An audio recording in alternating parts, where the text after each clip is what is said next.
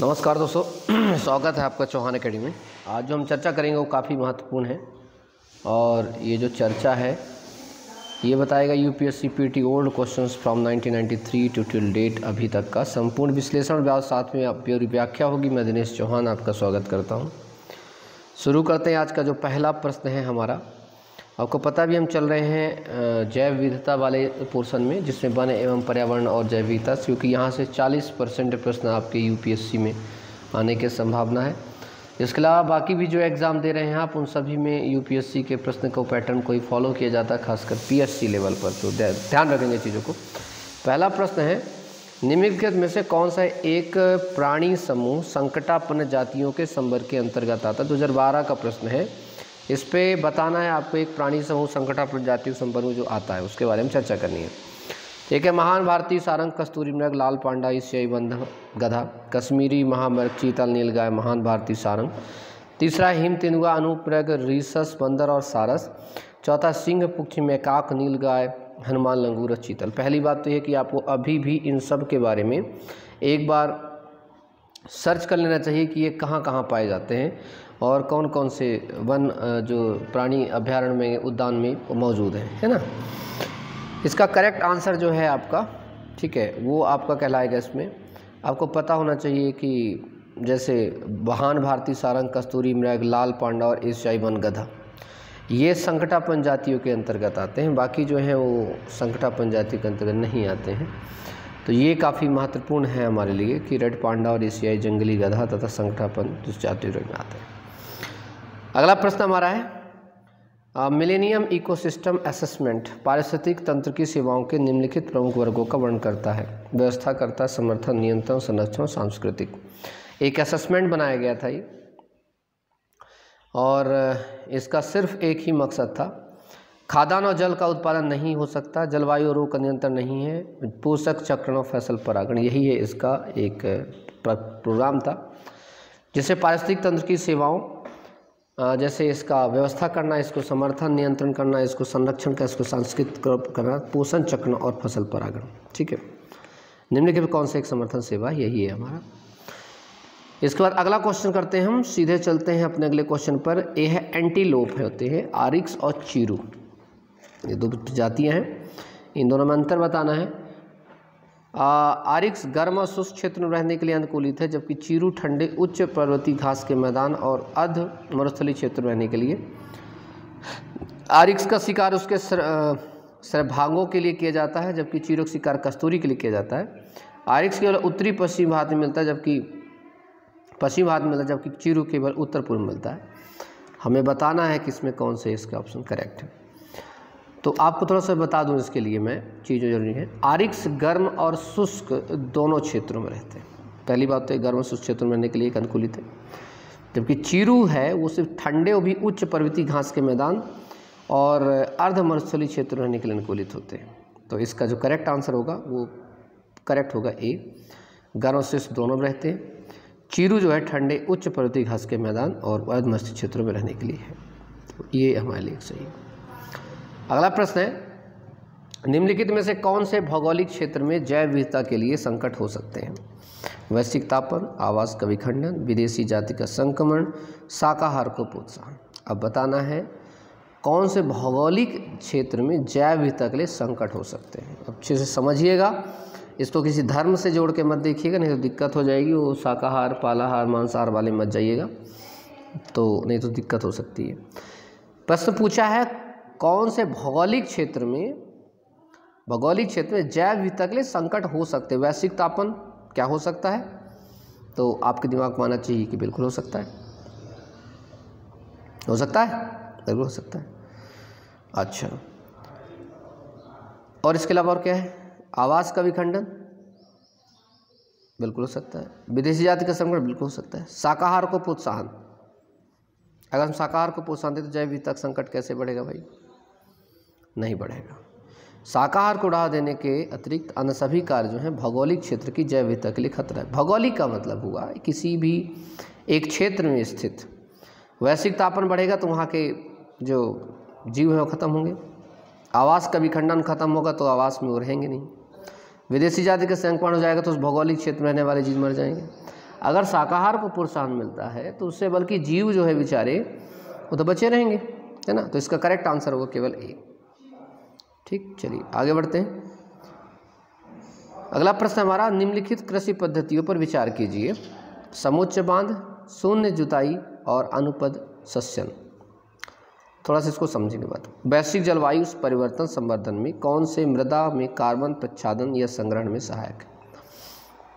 अगर ढंग का करेंगे आप, ठीक है, तो थोड़ा सा समझिए। कार्बन प्रच्छादन या संग्रहण का कहला जाता है, कार्बन स्टोरेज की बात करता है। समोच्च बांध अगर बनते हैं तो समोच्च बांध का मतलब क्या होता है? वैश्विक जलवायु परिवर्तन में आप देखेंगे तो मिट्टी में जब कहीं भी एक बांध बनाए जाएंगे, समोच्च बांध बनाए जाएंगे, तो वहाँ के आसपास की मिट्टी ला करके वो इकट्ठा ही करेगा। इकट्ठा करेगा तो उसके अंदर बहुत सारे जीव जंतु मरेंगे, बहुत सारी चीज़ें होंगी, तो एक मड टाइप बने, वहाँ कार्बन इकट्ठा होगी। अनुपद सस्यन की बात करें तो इसमें भी कार्बन इकट्ठा होगी। शून्य जुताई अगर होगी तो भी, जब जुताई नहीं होगी तो जो मिट्टी के ऊपर क्या बनेगी? मृदा बनेगी। अब बच्चों को दिक्कत ये थी इस पे और इससे, जबकि सच बताऊं तो तीनों को अगर मतलब अगर समझ लेते तो पूरा करेक्ट आंसर होता है। इसका करेक्ट आंसर क्या है? इनमें से सभी। ठीक है, सभी से वैश्विक जलवायु परिवर्तन में ऊपर मृदा कार्बन प्रच्छादन या संग्रहण में सहायता करते हैं। ठीक है, चलिए अगला प्रश्न करते हैं। अगला प्रश्न हमारी, यदि किसी महासागर का पादप प्लवक किसी कारण से पूर्णतः नष्ट हो जाए तो इसका क्या प्रभाव पड़ेगा? बहुत अच्छा प्रश्न पूछा है इसने। किसी महासागर का पादप प्लवक, देखो 2012 से बहुत प्रश्न आए भाई, 2010 8 9 के बाद से शुरू हो गया, तो इकोलॉजी से बहुत प्रश्न आते हैं और आपके सिलेक्शन में बहुत मायने रखता है। उसकी वजह है क्योंकि इंडियन फॉरेस्ट सर्विस और यूपीएससी, जिसे आप कहते हैं आईएएस आईपीएस, इन दोनों का जो प्री पेपर होता है एक ही साथ होता है, तो कुछ ना कुछ उनको भी वेटेज दिया जाता है ताकि उनके जो खासकर जो वन और पर्यावरण से संबंधित स्टूडेंट हैं उनको थोड़ा बेनिफिट मिल सके इसमें पीटी में। तो आपको थोड़ा पैनी नज़र रखनी इसमें। यदि किसी महासागर का पादप प्लवक किसी कारण से पूर्णतः नष्ट हो जाए तो उसका क्या प्रभाव पड़ेगा? पहला, कार्बन सिंक के रूप में महासागर प्रतिकूल प्रभाव पड़ेगा। दूसरा, महासागर की खाद्य संग्रह प्रतिकूल प्रभाव पड़ेगा। तीसरा, महासागर की जल घनत्व प्रबल रूप से घट जाएगा। दिमाग में देखिए, कार्बन सिंक के रूप में महासागर प्रतिकूल प्रभाव पड़ेगा। कार्बन सिंक का मतलब, पहले इसको समझेंगे अच्छे से कर पाएंगे, नहीं समझेंगे तो दिक्कत हो जाएगी। ठीक, कार्बन सिंक का मतलब क्या है? कार्बन सिंक का मतलब है, जैसे आप देखेंगे अगर पादप प्लवक है तो पादप प्लवक क्या करते हैं? प्रकाश संश्लेषण की प्रक्रिया में कार्बन डाइऑक्साइड को ग्रहण करते हैं, कार्बन डाइऑक्साइड को लेते हैं। ठीक, अब अगर वो ख़त्म हो जाएंगे तो कार्बन सिंक बहुत प्रभावित होगा। बिल्कुल करेक्ट है, इसका पहला सही है। महासागर खाद्य संख्या, बिल्कुल खाद्य संख्या प्रभाव पड़ेगा जी। जो पादप प्लवक को, पादप जो प्लवक है जिन्हें प्लैंकटन एक प्रकार कहते हैं, उनको जब उनको खाने वाले जीव नहीं रहेंगे, ये नहीं रहेंगे तो उनको खाने वाले जीव खत्म हो जाएंगे, तो एक प्रकार से खाद्य संख्या क्या होगी? बढ़ जाएगी। और महासागर जल घनत्व प्रबल रूप से घट जाएगा। ये तो अंधा भी कह देगा ये ऑप्शन गलत है, और जिसने ऑप्शन इसमें सही लगाया होगा ये 3 का, अब उसकी मैं क्या कहूँ, उसको कुछ नहीं कह सकता। ठीक है, तो ये तीसरा गलत था ऑप्शन, तो ये गलत हो गया, 2 गलत, तो केवल सही क्या है? 1 और 2। ठीक, चलिए अगला प्रश्न है, कह रहा है कुछ वर्ष पहले तक गिद्ध भारतीय देहातों में आम दिखाई देते थे किंतु आजकल कभी कभार नजर आते, इस स्थिति के उत्तरदायी है। अब कोई कहेगा भाई गिद्ध पूंछ से क्यों क्वेश्चन पूछता है? पूछने की वजह है, उसको आप समझो। आप ये 2012 का ही प्रश्न है, क्योंकि आपको पता होना चाहिए कि जो गिद्ध वगैरह हैं ये बहुत हमारे लिए बहुत महत्वपूर्ण है, क्योंकि ये हमारे एक प्रकार से प्रकृति को शुद्ध करने में इनका बड़ा योगदान होता है। जो मवेशी मर जाते हैं, बाकी चीज़ें, तो शुद्धिकरण में इनका एक योगदान है। ठीक है, इनके ना होने से प्रकृति जो हमारी परिस्थिति पर बहुत प्रतिकूल प्रभाव पड़ता है। तो इसलिए आसपास देखना शुरू कर दीजिए।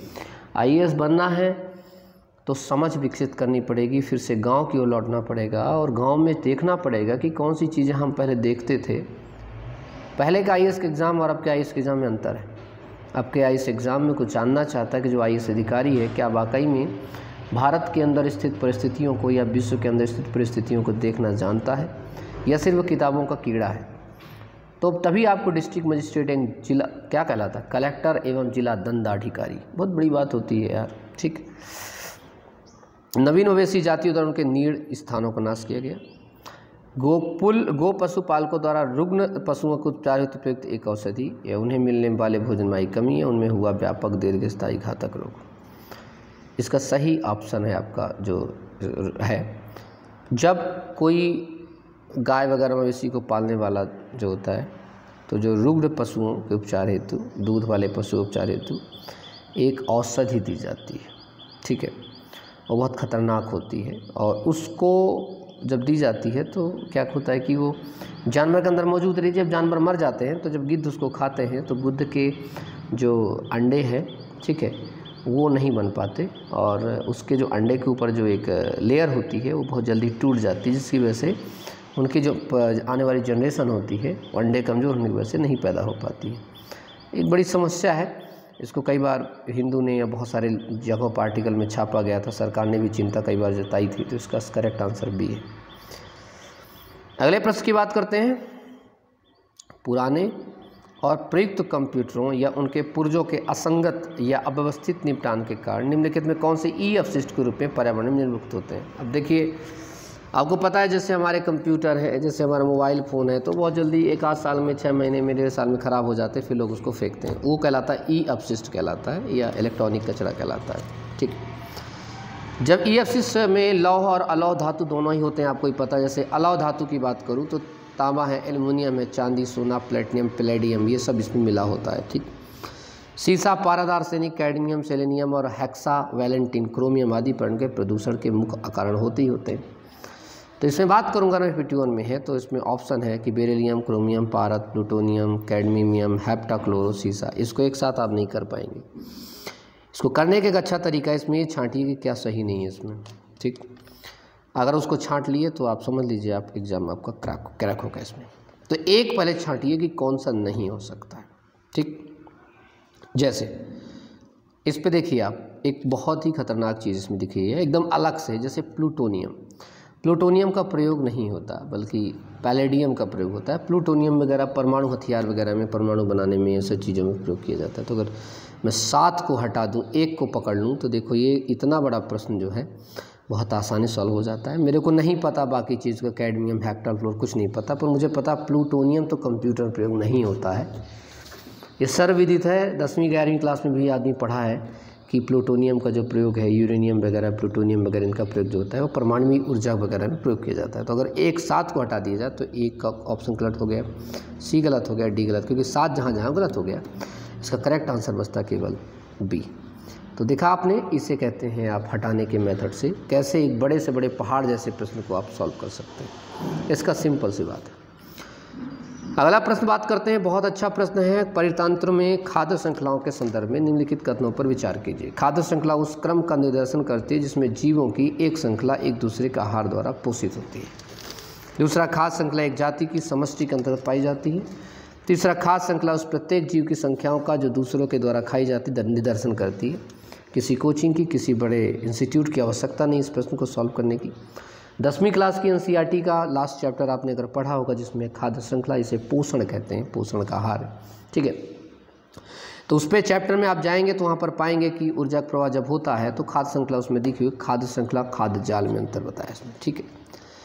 अब खाद्य श्रृंखला अगर खाद्य जाल में अगर उसकी आप डेफिनीशन पढ़े होंगे तो आपको अच्छे से पता है कि खाद्य श्रृंखला जो होती है एक ऐसा क्रम कहलाता है जिसमें जीवों की एक श्रृंखला एक दूसरे के आहार द्वारा पोषित होती है। जैसे मैं एग्जांपल के लिए बात करूँ, जैसे घास को उठा ली जाए, घास में एक मुख्य उत्पादक हो गया। घास को कौन खाता है? जैसे टिड्डा खा लिया या खरगोश खा लिया। अब टिड्डे को कौन खाता है? चूहा खाएगा। चूहे कौन खाएगा? सांप खाएगा। सांप को कौन खाएगा? बाज खाएगा। तो ये क्या कहला गया? एक प्रकार खाद्य श्रृंखला कहला गया। तो खाद्य श्रृंखला उस क्रम का निर्देशन करती है इसमें जीवों की एक श्रृंखला एक दूसरे का आहार द्वारा पोषित होती है। दूसरा, खाद्य श्रृंखला एक जाति की समष्टि के अंतर्गत पाई जाती है, जबकि ऐसा कुछ नहीं है।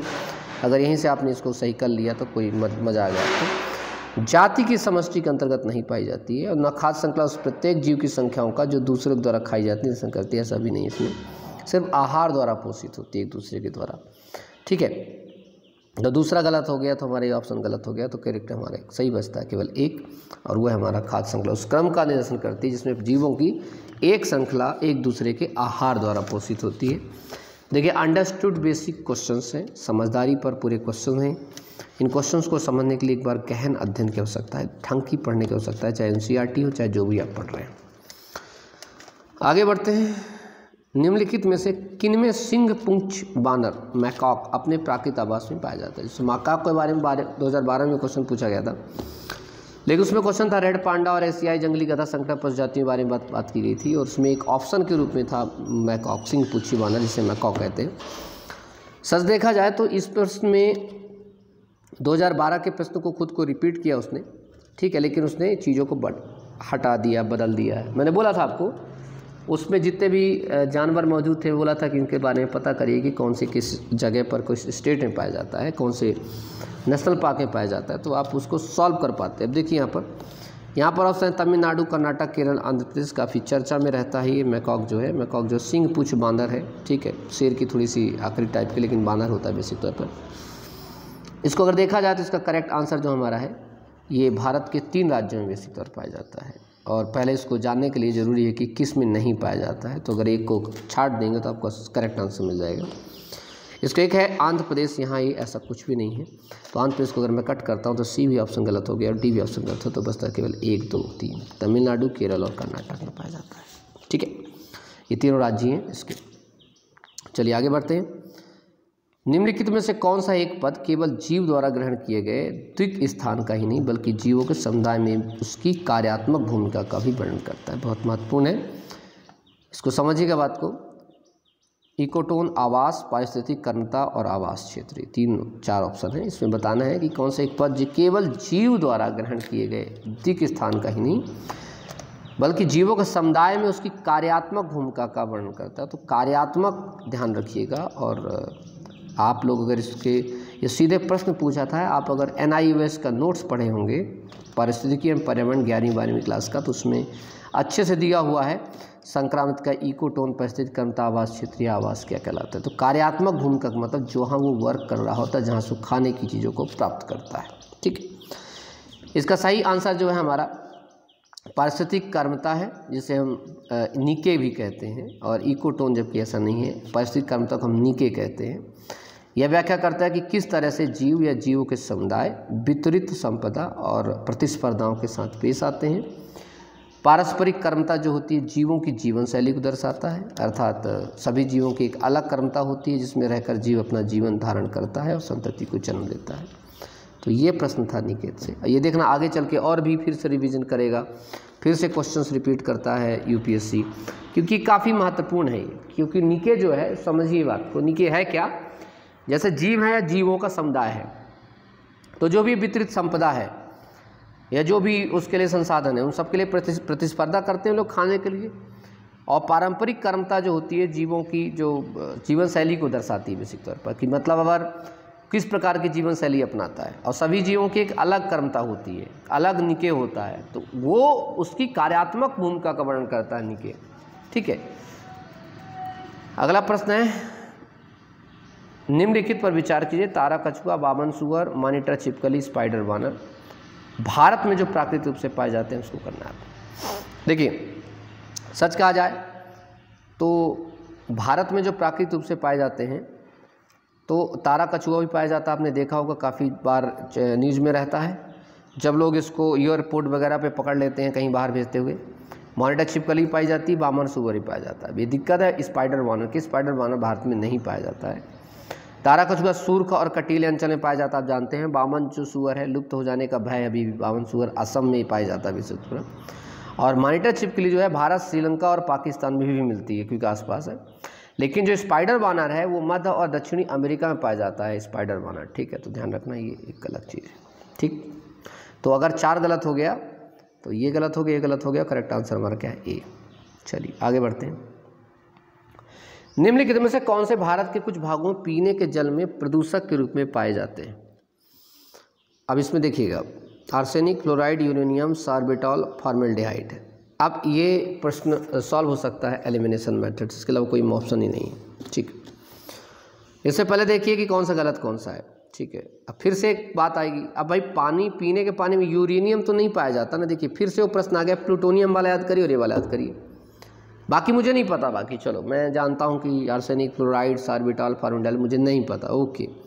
पर यूरेनियम तो नहीं पाया जाता है, तो पता है, क्योंकि यूरेनियम जो पानी में नहीं होता, यूरेनियम एक अलग विशिष्ट जगहों पर पाया जाता है, पानी में इसकी समानता नहीं है। अगर मैं 5 को गलत कर देता हूँ तो सी गलत हो जाता है, डी गलत हो जाता है, बी गलत हो जाता है, बचता केवल एक, केवल ए और सी। एकदम 10 सेकंड का प्रश्न है, यूपीएससी का भले है लेकिन 10 सेकंड के अंदर इसको सॉल्व कर सकते हैं और किसी कोचिंग या बिना किसी बड़े 2 लाख रुपये जमा किए भी इसको कर सकते हैं। चलिए आगे बढ़ते हैं। अगला प्रश्न, निम्नलिखित युगों पर विचार कीजिए। नौकरेक जीवमंडल रिजर्व, आगे है गारो पहाड़ी, लॉकटक झील, बैरल क्षेत्र और नामडाफा राष्ट्रीय उद्यान डंफा पहाड़ी। बताना है कौन कौन से इसमें सुमेलित हैं। ये प्रश्न आजकल बहुत चर्चा में रहते हैं, इस प्रकार के प्रश्न आते ही आते हैं और आएंगे ही आएंगे। देखिए, तो नौकरेक जीवमंडल रिजर्व गारो पहाड़ियों में स्थित है बिल्कुल, लेकिन ये जो है लोकटक झील है, ये इस पर से पहले एक हम गलत छांटते हैं। लोकटक झील जो आपको पता है कहाँ है, मणिपुर में है, और बैरल क्षेत्र जो है वो असम में है। ये अगर थोड़ा याद हो तो, लोकटक झील मणिपुर में स्थित है लेकिन बैरल क्षेत्र कहाँ है, असम में है, तो इसलिए गलत हो जाता है। तो ये भी गलत और ये भी गलत। अब कोई होगा ऐसा तो है नहीं, तो मतलब एक ही ऑप्शन बचता है, भले तीसरे पे मत जाओ। उसका करेक्ट आंसर क्या हो, केवल ए। ठीक, जानना जरूरी है कि कहाँ पर क्या है, कहाँ पर क्या नहीं है। और नामडाफा राष्ट्रीय उद्यान और डाफला दोनों ही अलग जगह विशिष्ट है। ठीक है, नामडाफा राष्ट्रीय उद्यान और डाफला दोनों अलग अलग चीज़ है। ठीक है, तो चलिए आगे बढ़ते हैं। अगला प्रश्न है, घास स्थलों में वृक्ष पारिस्थितिक अनुक्रमण के अंश के रूप में किस कारण घासों को प्रतिस्थापित नहीं करते हैं। समझिए प्रश्न को, फिर करिए इसको, सब करिए। घास स्थल में जहाँ घास होती है तो जो वृक्ष होते हैं पारिस्थितिक अनुक्रमण के अंश के रूप में किस कारण घासों को प्रतिस्थापित नहीं, प्रतिस्थापित का मतलब उसकी जगह पर। ठीक है, प्रश्न को अगर समझेंगे तो घास स्थलों में जो वृक्ष होते हैं घासों को प्रतिस्थापित जल की सीमाओं एवं आग के कारण, उसकी सबसे बड़ी वजह ही है प्रतिस्थापित नहीं कर पाते, क्योंकि एक बड़ी वजह है उसकी क्या, आपका जल की सीमाओं एवं आग के कारण। कैसे, जैसे घास स्थलों में जाते हैं तो जो वृक्ष हैं वो इसके कारण काफ़ी इम्पोर्टेंट है। तो जहाँ पर जल वगैरह आ जाता है या जो आग है, इस सब चीज़ों के कारण जो वृक्ष हैं उसकी सीमाओं को क्या कर देते हैं, अनुक्रमण करते हैं, पारिस्थितिक अनुक्रमण करते हैं। इसीलिए ये घासों के सब्स्टिट्यूट के रूप में कहीं प्रयोग नहीं हो सकते, क्योंकि इनका अलग एक मैटर है और इनका अलग मैटर है। कीटों एवं कवकों के कारण ऐसा कुछ नहीं है, सीमित सूर्य के ऐसा कुछ नहीं है।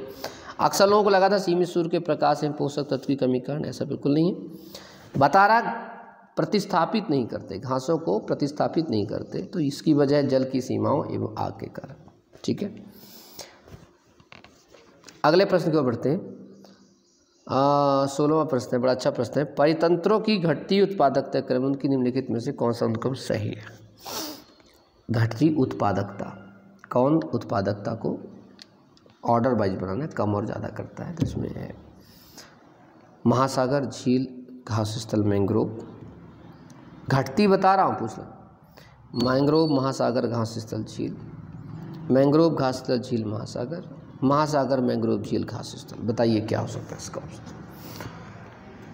देखिए सही अनुक्रम क्या है, अच्छे समझिए।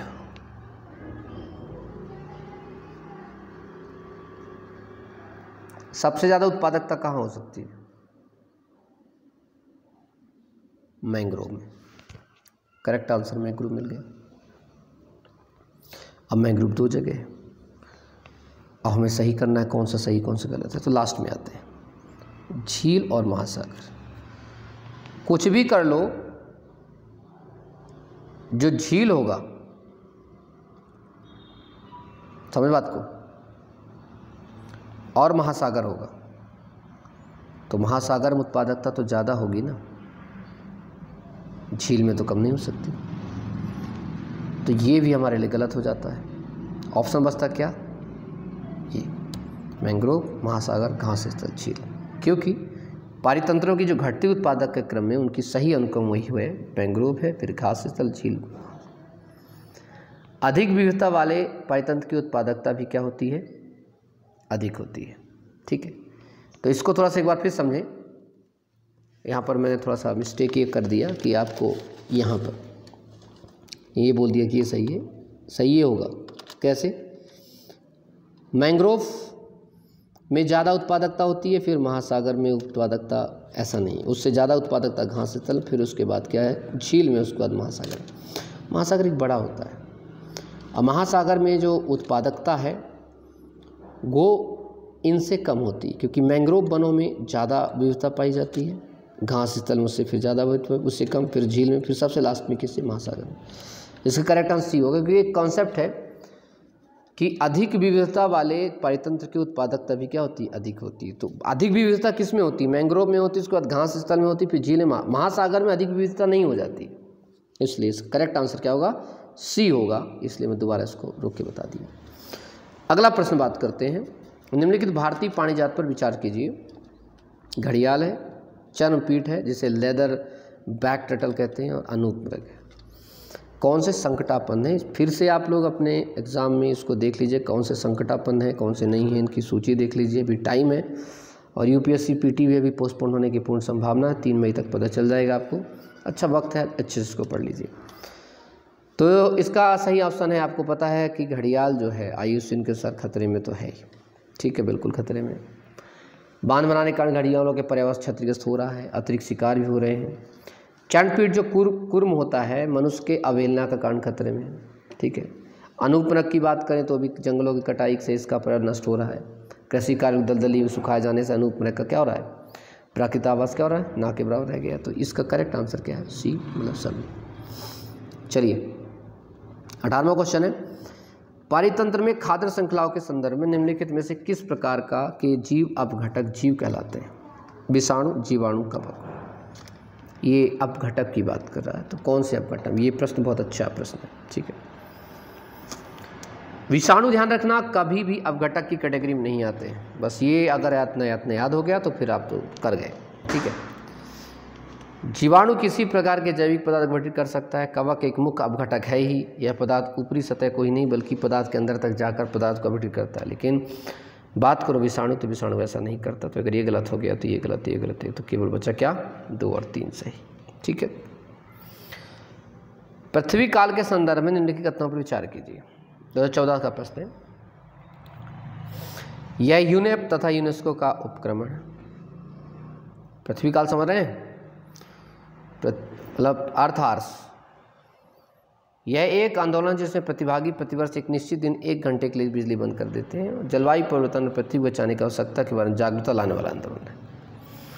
प्रश्न सही क्या है इसमें, इसको अगर ढंग का देखेंगे तो हमें पता चलता है इसमें कि यूनेप और यूनेस्को नहीं है, बल्कि विश्वव्यापी कोष है जिसे कहते हैं आप, WWF कहते हैं। उसने शुरू किया था विश्वव्यापी आंदोलन, जिसे इस ग्रह को बचाने के लिए कार्यरत है। और आज प्रत्येक वर्ष प्रत्येक व्यक्ति, समुदाय, परिवार 8:30 से 9:30 तक अनावश्यक लाइट बंद करके उत्साहित करने हेतु किया जाता है। तो इसका करेक्ट आंसर जो है हमारा वो सी है, ठीक है। यूनेप नहीं है, इसकी जगह अगर WWF होता तो करेक्ट आंसर होता, बाकी सही है।